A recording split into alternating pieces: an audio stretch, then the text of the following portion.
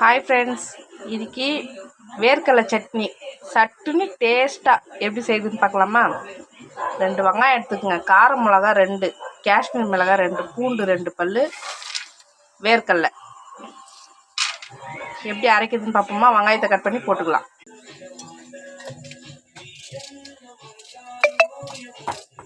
பெருசாகவே கட் பண்ணி போட்டுக்கலாம். நம்ம அரைக்க தான் போகிறோம்.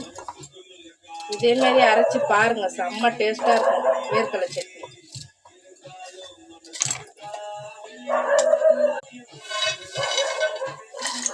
வேர்க்கடலை தோலோடவே போட்டுக்கலாம், அப்போ சூப்பராக இருக்கும்.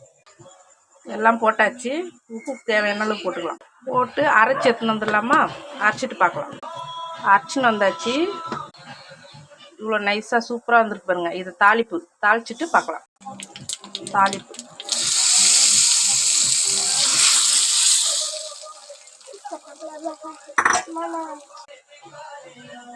நாங்கள் இட்லிக்கு சாப்பிட்றோம், அதனால் இவ்வளோ தண்ணியாக வச்சுருக்கேன். நீங்கள் கெட்டி சட்னியாக வச்சு கூட சுட கஞ்சிக்கு சாப்பிட்லாம், சூப்பராக இருக்கும். இப்போ எங்கள் பொண்ணுக்கு ஊட்டுறேன், டேஸ்ட் எப்படி இருக்குன்னு சொல்லுவா பாருங்கள்.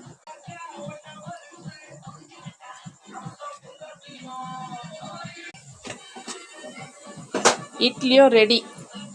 இட்லி வேர்க்கடலை சட்னி ரெடி.